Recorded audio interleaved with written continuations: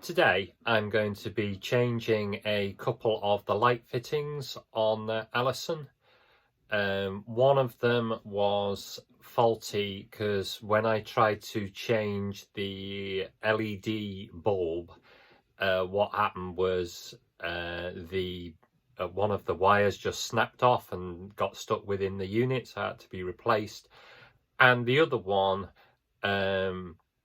obviously at some point in the past the switch has failed, and the previous owner of the boat, instead of changing the switch, has wired in another switch. So I'm just going to replace the whole lot.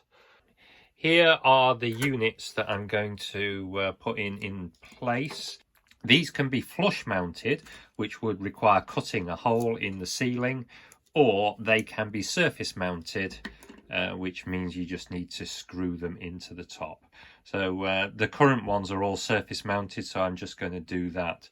These don't have a switch on them, but I don't think that's a problem. I've got one main switch for all the lights, and both of these will be in the main cabin, so I don't think that's much of a problem, the fact that you can't switch them on and off individually. What I've got here is this is some heat resistant matting. The way that I've been connecting wires up is these fantastic heat shrink connectors, which have got a low temperature melt solder in.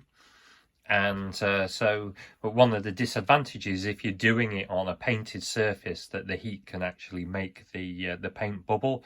So I'm going to tape this matting to the ceiling and then kind of tape everything to the ceiling, so that I can do it all safely and without damaging the paint.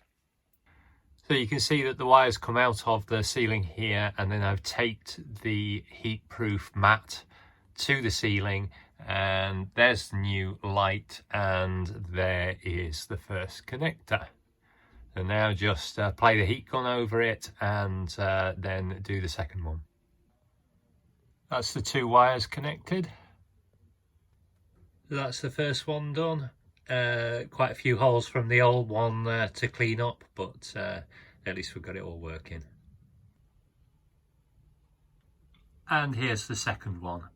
Like the first one, there's a few holes to sort out in the ceiling, but that's for another day.